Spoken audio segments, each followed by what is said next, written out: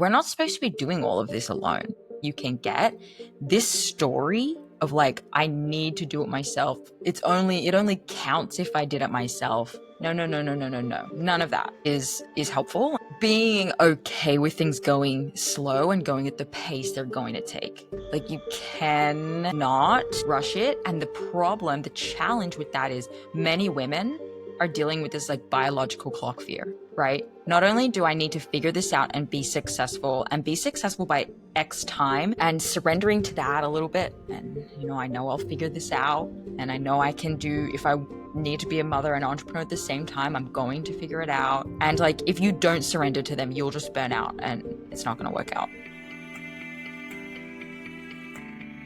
Hello, everybody, and welcome back to the Sovereign Self Show, the show you learn how your body, your emotions, everything and anything are not in the way. They are leading the way. And today we are talking with Dani Sheriff. We're talking all things about hormonal, fertility awareness, all of these beautiful things, that what it means to be a woman and what's actually normal and how can we actually heal and take our power back again. A little bit more about her. She is a certified fertility awareness practitioner and the founder of the HA Society. After personally overcoming hypothalamic amenorrhea, which basically means no period, and getting pregnant naturally, she has helped thousands of women do the same through her Restore program and her HA coach certification. Dani and her team specialize in helping high-achieving women restore their cycles and reclaim their hormonal health without meds, IVF, or even shame. We're about that here for sure. Her mission is to end the gaslighting and to empower women to understand that what their bodies are actually trying to tell them. Yes, yes, yes. Welcome, Dani, to the show. Thank you for having me. I'm excited to be in front of an audience like yours and talking to someone like you because, we attract a lot of women who already who already know they have this problem, and then they go down the research rabbit hole and then they find us. And so it's becoming a part of my mission to kind of spread the message a bit more on the front line and bring this issue to people's attention before they even really realize, like, oh, that's me. Because this has, it has a huge presence in our culture and people are completely unaware of it. So I hope everybody learns something today if they're not already familiar. This long word we said in the intro, which we will refer to as HA, you went through it. A lot of women go. I know a handful of friends who have had it or are in the process of healing it. What was your journey like to kind of come to this realization? It's bigger than me, and to be able to give back and help other people. Yes. So hypothalamic amenorrhea, right? So amenorrhea is the absence of a period. Hypothalamic is defining why that absence is happening. So there's an issue with the hypothalamus sending the signals to the ovaries and the uterus to do their job. It's shut it down. So this happened to me and it's happened to a lot of your friends. And I would hedge bet, I would put some money on your friends who are dealing with this are high achievers. They exercise a lot.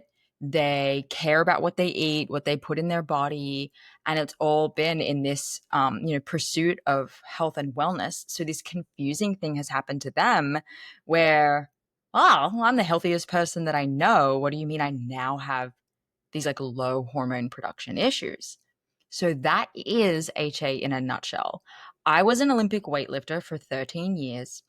And this is a sport also popular in the CrossFit space. And it's definitely gained popularity over the past 15, 20 years at this point. As a part of that, it was, I had always felt like, hey, I'm this athlete, but I don't look like an athlete. So now I want to, I want to change my body. I want to work on it. I want to lose weight. I want to gain more muscle. And so then I was training this sport, but I was also cutting and pretty quickly being in a chronic cut, trying to always lose weight, but training a lot, I lost my period. At the same time, too, I'm running a business. I'm trying to just survive in the world. I'm not like a full-time athlete.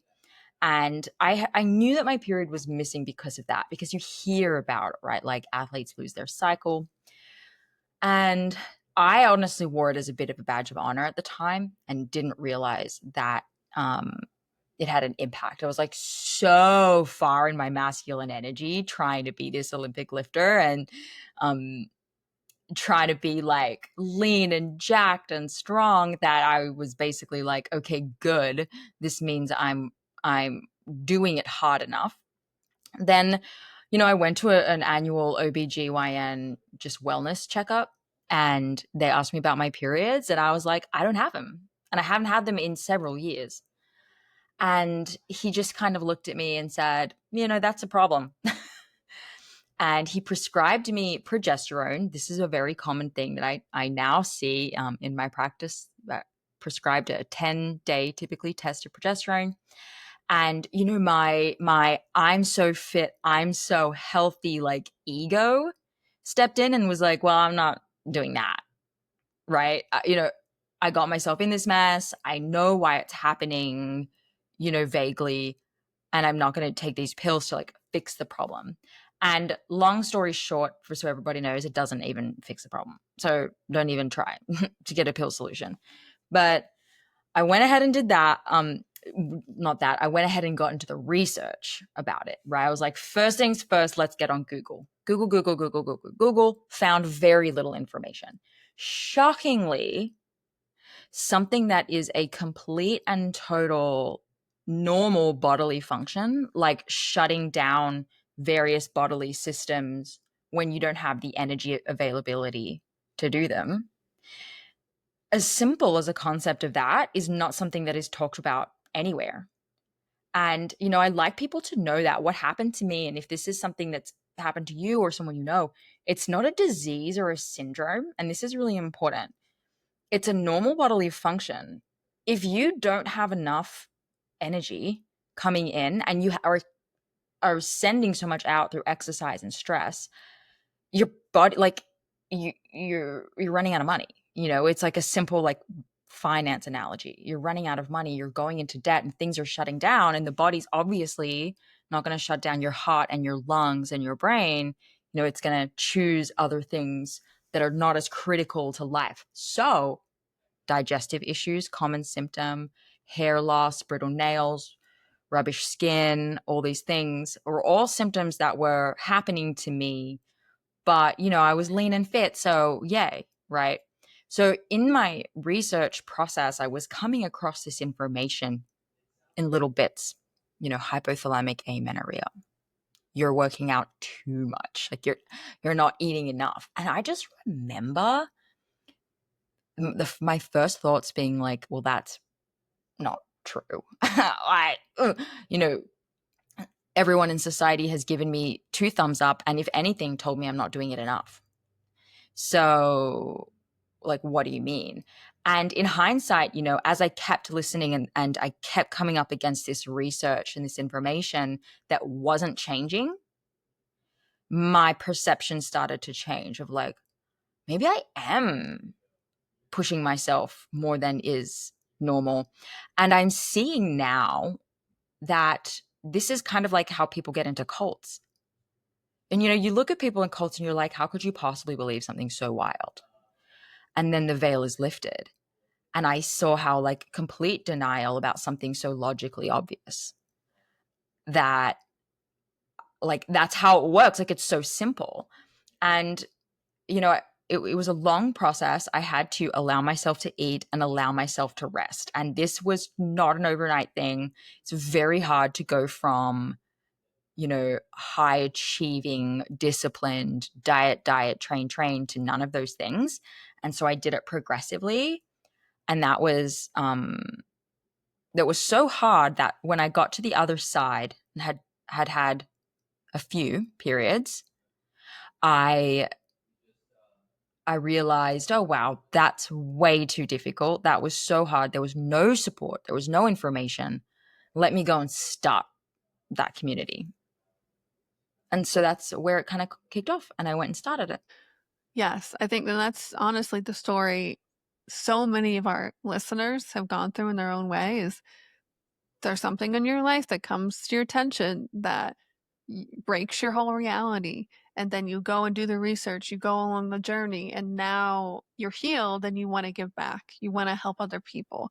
It's just, that part of being a human, I think, And I think so many things, whether it's HA or PMS or heavy periods, there's so many things that are normalized in women's health that are not normal whatsoever Mhm. at all. And I feel like, I used to health coach many moons ago, and a lot of women, the same thing you just described. They were super healthy. They knew all the foods that were healthy to eat. They knew what foods didn't agree with them, but they were so stressed out. They weren't eating enough, or they weren't forgetting to eat, or stressing themselves out as they ate. And we were literally eating organic fear when we're in fight or flight in this overwhelm, in this overly overachiever mentality. So, you know, yes, there's health protocols. Yes, there's supplements and all these beautiful things help us fuel our body, but it really takes a mental shift of changing your personality. So what was that like for you to start to shift out of that overly masculine and start to balance that out? Because it's not easy. I had to check myself. I was rushing to this podcast today and I said, Lauren, slow down. No need. We got time, you know? Yeah. Well, I mean, it's a balance, right? Because if you are also an entrepreneur, there are times where that masculine energy helps you out, Yes. right? It's not like this bad thing.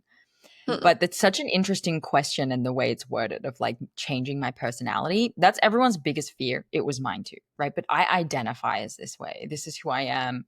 This is my community. And the fear of letting it go, whether people can articulate it off the spot or not, by the time we get to the bottom of the onion, what it almost always is, if I am not this way, it means I'm lazy, I am not disciplined, I have no worth. And if I have no worth, or if I'm not physically thin, or like whatever it is that you have developed a belief system around what makes you worthy, then, it's kind of like a primal response. I'm not going to have love. I'm not going to have community. I'm going to be shunned. And, I'm going to be this like non athletic regular person that is not special, right? Like it kind of comes down to that. And what I think, you know, people do feel like, oh, I'm going to have to change my personality. But what's actually happening is this pressure to fit in and be loved and picked by everyone, which side note is actually just making you the same as everyone else and making you not stand out at all. But that's not actually your personality. And so people go into a moment of bravery and courage because either they want to get pregnant, they want to not develop osteoporosis, they just, like they just know the health outcomes. They do it for that, and they unknowingly get their personality back. Who they really are is what comes back. So in fact, my personality didn't change, but I became more three-dimensional and I became more vibrant, literally more alive, more spontaneous, more go with the flow, less irritable, less controlling, like less, there was one point I missed my boyfriend's 30th birthday because he was going to a pizzeria and I didn't want pizza because it was going to mess with my diet. Like that's neurosis. And if you've done anything like that, that's a problem. And that's not your personality. That's long term chronic dieting and long term chronic lack of estrogen, kind of making you into a crazy person. Oh yeah. Oh yeah. I've been there. And I think the term orthorexia will come to mind too. And if you've heard of Yes. that, just the overly, and hey, raise my hand. I've been there so Classic. many times. Classic. And it's like, Yes. you're right. It's just becoming more of who you are. It's out of that constant stress, fight or flight, just parasympathetic response, just not functioning properly. So I know it's a little side tangent, but I love to hear for you, like you had a business, it sounds like when you were going through this, you still have a business. How do Yeah. you personally, so many listeners have businesses or want to start their business. How do you as a woman balance that? Because you're right, it is, you got to get shit done. You got to show up, do the actions, and that's a value, but we don't need to stress ourselves out all of the freaking time. Yeah. Yeah. I think I like have two answers. One is that, back then I was a solo entrepreneur and it was in a brick and mortar. So I would do things very differently back then if I did them now, but I was 21. I was like 20, 21. I was so naive. I thought I could do it all. Like, end of story, you just can't work 7 days a week and try and be an athlete. Like, let's just be realistic. If you want to be a entrepreneur in that type of industry, you are saying yes to that and no to other things. And one of my biggest problems that I have to this day is I say yes to a lot of things. But in my current situation where I have two businesses, um, I am so blessed to have the most amazing business partners. I can, and obviously they had HA too. So my business partners are natural high achievers, high output people. So we divide and conquer. I do not know how I would. It probably just wouldn't grow to what it is. And like realistically, there is no way that our business is what it is without each other. And I think that that's important for women. We are maybe everyone, right? We're not supposed to be doing all of this alone. And so I think that's one thing is like the more help you can get, this story of like I need to do it myself. I have to do it myself. I can only afford to do it myself. It only counts if I did it myself. No, no, no, no, no, no, no. None of that is helpful. And that's one of my biggest things, as well as and like I say this, but people who really know me are probably like, oh, she does not do that. But like being okay with things going slow and going at the pace they're going to take. Like you can not rush it. And the challenge with that is many women are dealing with this like biological clock fear, right? Another additional pressure that we get given. Not only do I need to figure this out and be successful by X time so that I can have a family, so that when I have a family, I'm not, balls to the wall in my work all the time. Like we have this timeline going on in our head and surrendering to that a little bit. And I know I'll figure this out, and I know I can do. If I need to be a mother and entrepreneur at the same time, I'm going to figure it out. And if I need to step back to speed up later, I can. And just like all of those really common things that we hear and we hate, but is just so true. And like if you don't surrender to them, you'll just burn out and it's not going to work out. Yeah, I'm with you. And I've been on that train myself. It's like the reason I wanted to start a business was so that I could be at home with family, with kids. And it's just like, wow, I had to really take a look at myself about why and re-engineer everything. And I'm in my mid 30s. We don't have any kids yet, but I tell myself it's all coming in divine timing. But there is that societal biological thing. It's like, well, but now I see left and right women, another lady had my podcast years ago, 47 years old, had her second Yeah. child naturally. So it's, Yeah. it's possible. And so, whether we have HA or not, I would love to go for the fertility talk here, shifting directions a little bit, because it is like overachiever, recovering perfectionist here. It's like, gotta have the business, gotta do all of the things, keep healthy, have a family. It's like we pile this up on ourselves, and no wonder our body isn't fertile. It's stressed the F out. Yeah. Yeah, the way we explain it to people is like you put your body in a headlock. You tell it, you're going to do this, and you're only going to do it on X food, X sleep, X downtime and you will perform. And when you cannot perform, instead of giving you grace, I'm going to judge you and I'm going to shame talk you. And you're like your own slave driver who's like, you're gonna do all this work and you're not going to get fed. And one of the issues with HA and how this actually really translates to fertility is, people will be like, well, I know these other girls who are like rail thin or exercise all the time, blah blah blah, and they have like a bunch of kids, or they're regular, and like, so why is it different? A lot of this is happening in that psychological part of fertility, where if you are your own slave driver and your brain knows that food isn't coming, we're doing this on green juices and celery, and exercise is lined up, and we're going to do it fasted, and we're going to do it on coffee, and we're going to go to work after, and then maybe we're going to have a snack in the afternoon if we get time. Like, if it knows that's the pipeline, it doesn't even matter if you do eat enough sometimes. Like, if you go from, oh, okay, I heard about this HA thing, this is my problem. I was only eating 1,500 calories. Let me bump it to 2,000, or let me bump it to 2,500, and you still don't menstruate. It's probably because there's still a ton of rules, right? Okay, but to your orthorexia point, I'm going to eat 2,000 calories of cucumber and chicken breast.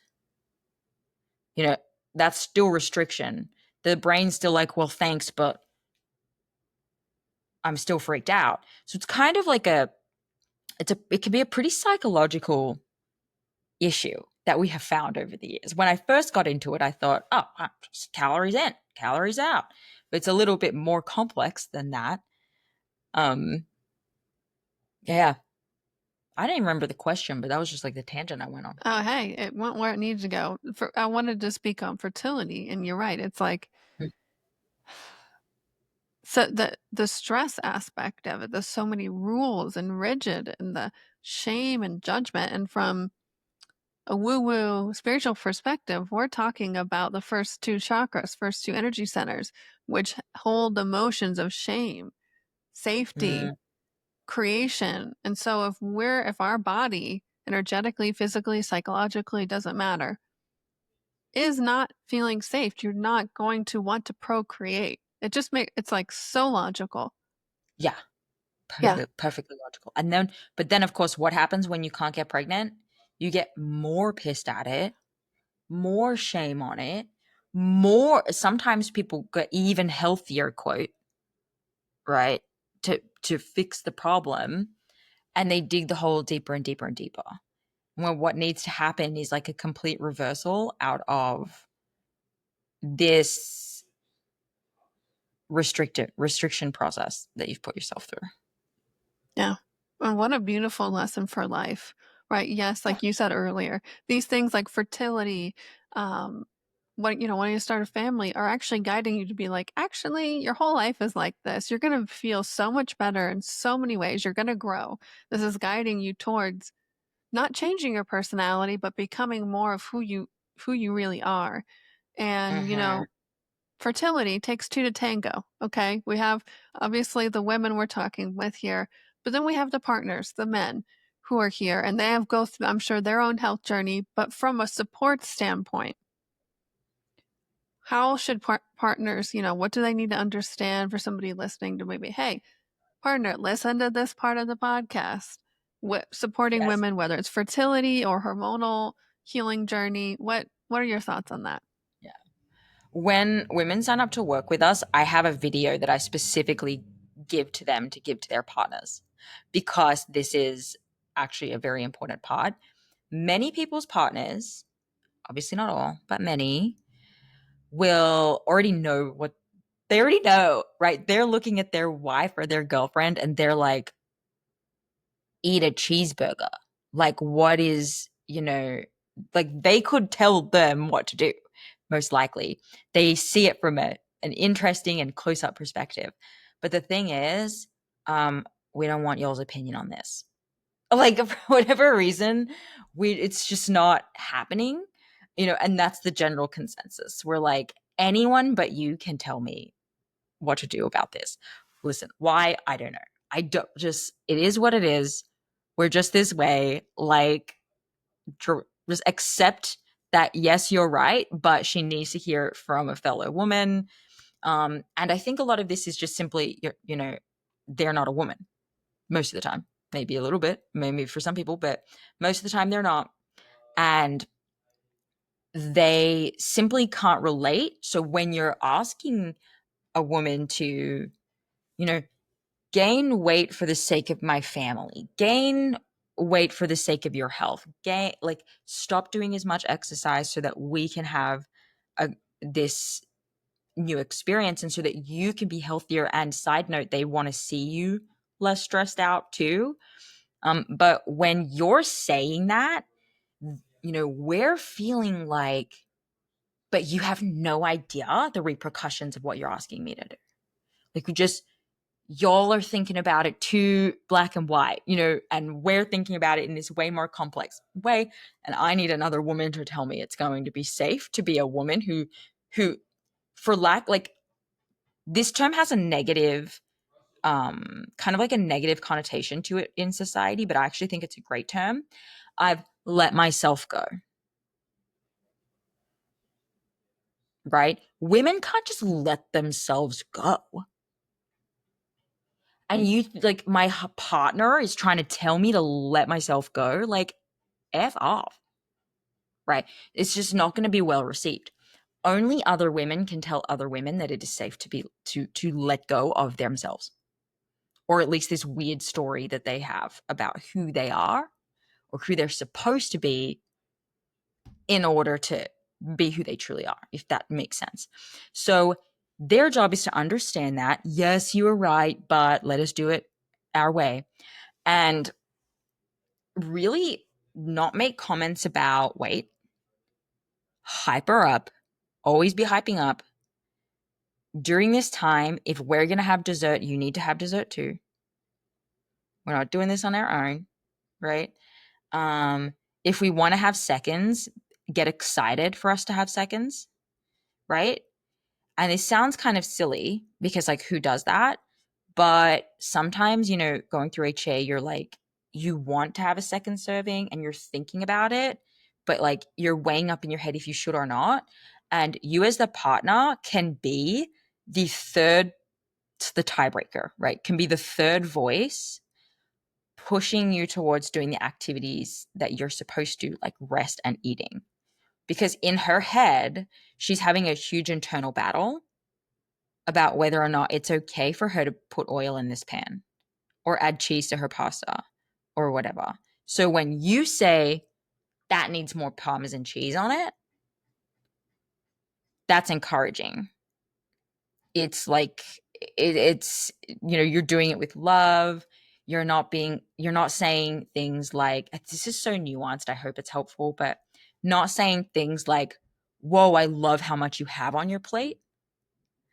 Because she's going to be like, oh my God, like this is an unhealthy, abnormal amount of food. But more like, if you feel like they could add more, suggest. But don't like congratulate them on having enough food. And if they gain weight and you think they look amazing, it's still usually not going to help for you to say that. Because women are just like, even though you said, I look great, all I heard was I gained weight and it's noticeable and obvious. And like the whole fear thing, like it needs to be a neutral environment, a supportive environment. And unfortunately, the way to support women is very specific and nuanced sometimes. But that's like the number one thing, is like encourage where encouragement is needed and let it lie when she's crushing it. Hello, taking a quick break here to tell you about something I'm so passionate and excited about that I take almost daily. Micro-dosing mushrooms. If you are looking for natural ways to support your emotional, mental, spiritual health and well-being, then you might want to try Golden Rule mushrooms. Microdosing is not about escape. It's about returning to who you really are. It's a science-backed way to reset your mind, rewire habits, and reconnect. Golden Rule uses organic mushrooms, 100% fruiting body, accurate dosage, has amazing customer service, education, and safety protocols. Use code Lauren10, that's LOREN 10 at goldenrulemushrooms.com for 10% off your purchase. It's a small step that might make a huge difference in how you feel. Thank you so much for supporting our show. Back to the episode. Huge, huge, huge. And I think, at the end of the day, she's the one making the decision to change. Mhm. Right. And I think for whether it's HA, whatever you're trying to change in your growth journey and heal, it's like you have to come to terms with that.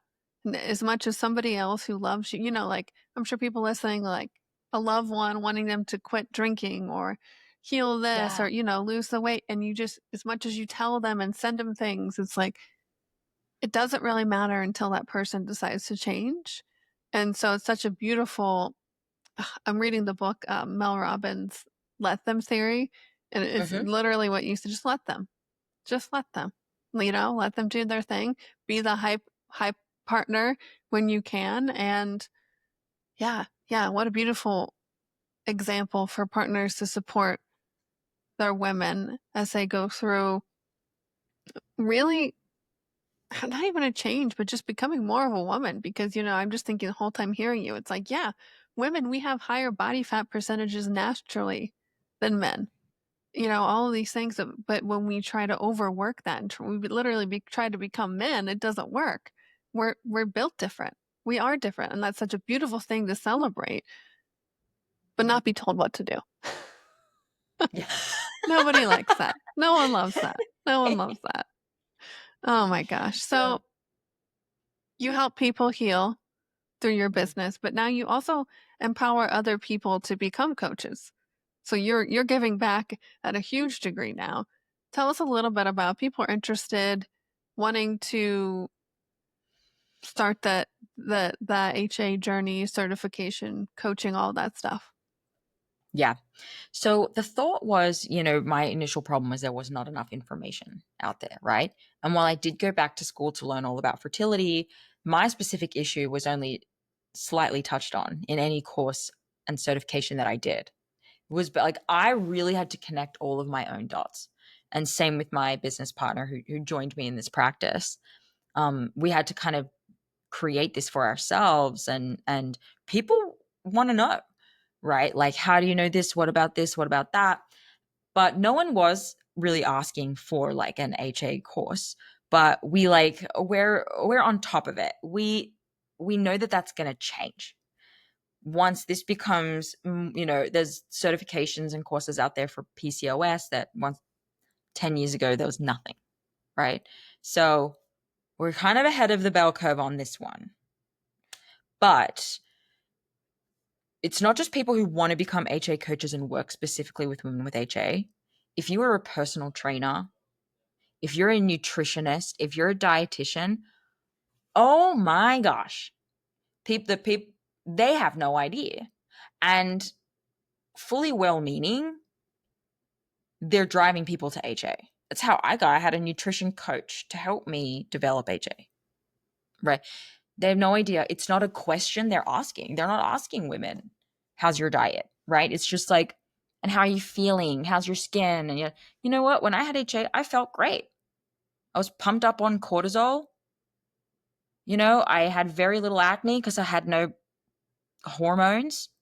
Like I was feeling great. So my issues were flying under the radar and no one knew about it or cared. And it really needs to be a vital sign that is being checked for by all of these practitioners. So now we have doctors, nurses, PTs, like physical therapists and personal trainers. We have people who just want to become HA coaches. And of course, some people doing it for their just own education, their own recovery. But, the initial idea was that you would add this certification to your existing practice to be better and more equipped to work with women in such a crazy society. So creating tools to not only help them keep their period and optimize it, but even get pregnant if you're in fertility, right? Um, and it's just been so cool to see all of these people apply it to all of these different applications.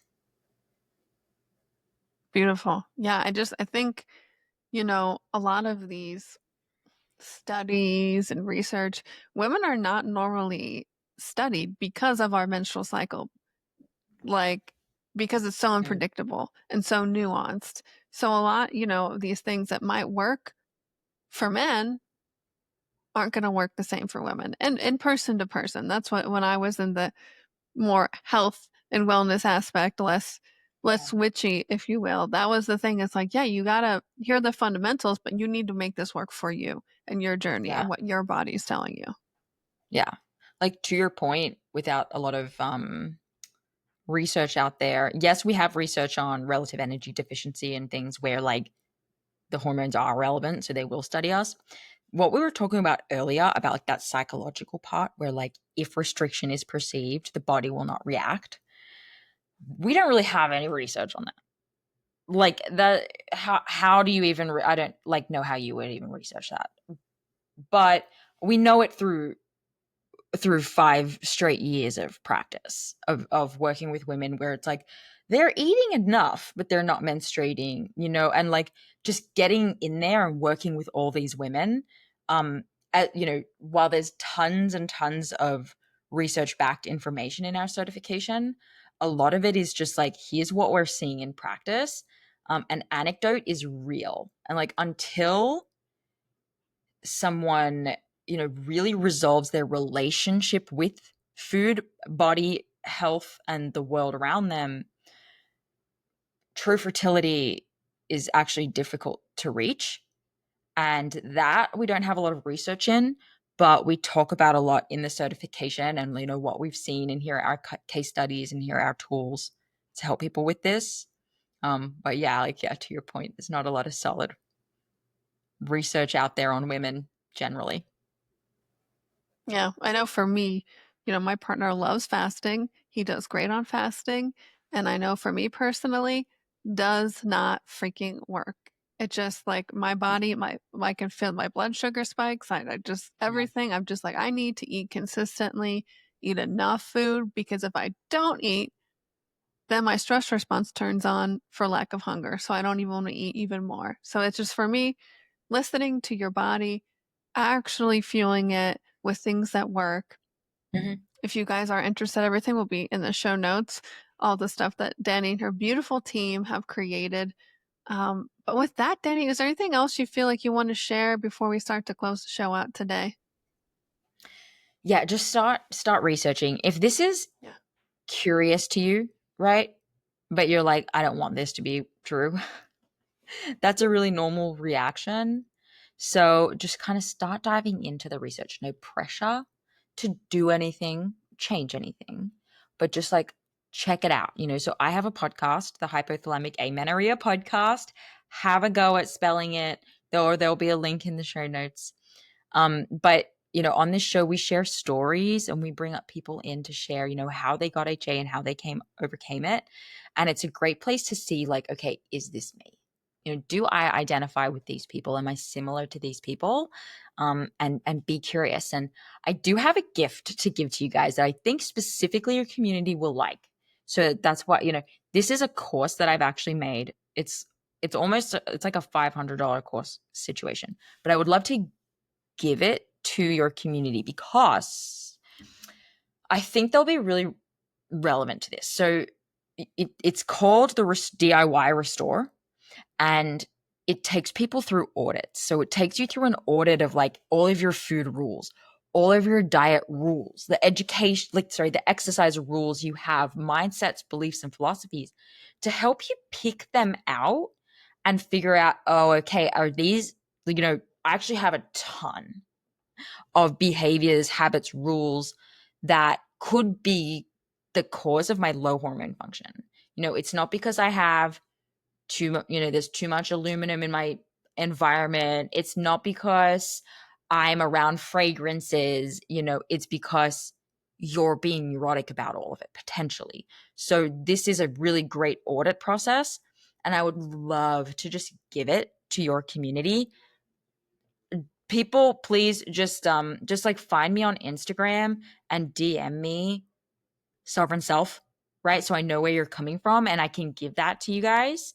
I think that they'll love it, and then they get access to our community, and just like you get to dive in to this concept and just like get your feet wet. Love it. Thank you. Thank you. We'll describe all the instructions in the show notes so people to get Yeah.